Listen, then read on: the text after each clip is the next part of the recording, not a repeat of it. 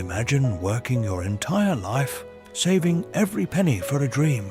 Then you wake up one morning and the money in your bank account is worth nothing. Your life savings can't even buy a single loaf of bread. Your currency isn't money anymore. It's just fuel for the fire. This isn't a movie. This was Yugoslavia in 1993. It was one of the worst financial nightmares in human history. A world where prices doubled every few hours, and a 500 billion dinar note became a symbol of a dying nation. But behind these impossible numbers were real people, like Milena and Branko. Today, we go inside the collapse. We look at the exact moment a central bank destroyed an entire middle class, and why this story is a terrifying warning for the world we live in today. Welcome to the Cold Financial Historian. Let's look at the day the money died. To understand how this happened, we have to look at the math. But don't worry, it's not the kind of math you learned in school. It's the math of a dying economy. In the early 90s, Yugoslavia was breaking apart. War was expensive, and the government was running out of money. Most leaders would stop spending, but the Yugoslav government chose a different path. They decided to print it. At first, it seemed like a solution, but soon, the money printing press became a monster. They weren't just printing millions, they were printing billions, then trillions. By 1993, the inflation rate reached 313 million% per month.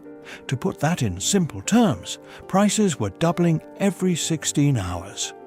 If you saw a cup of coffee for $5 in the morning, by the time you finished it, that same cup would cost $10. This is what economists call hyperinflation.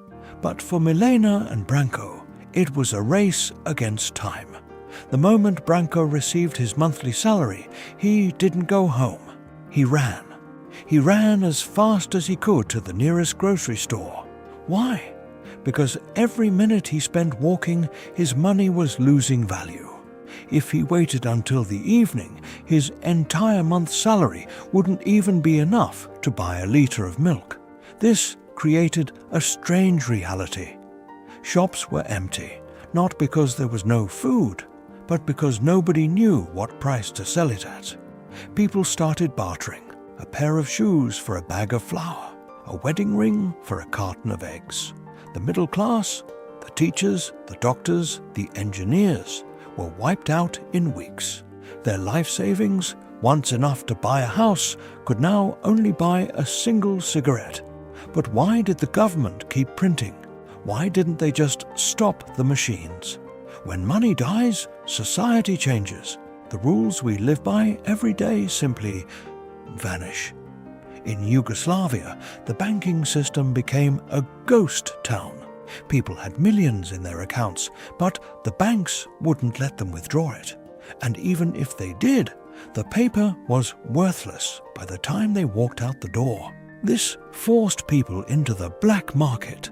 Since the local dinar was trash, the only thing that had value was the German Deutsche Mark.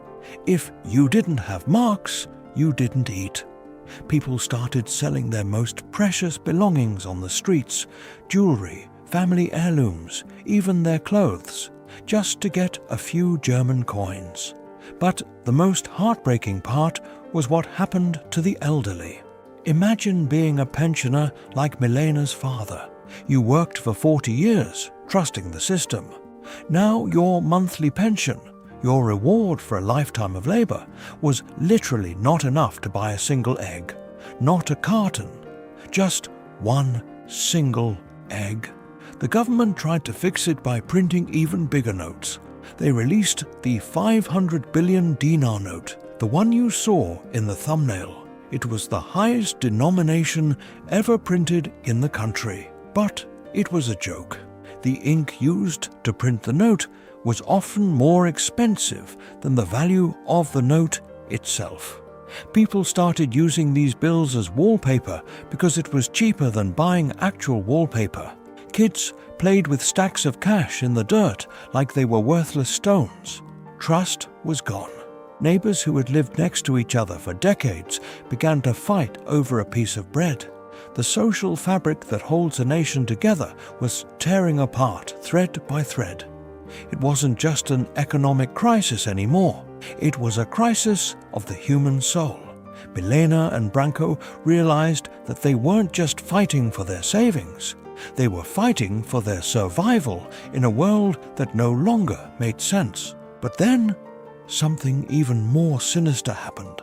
The government realized that if they couldn't control the money, they had to control the people. So how did it all end?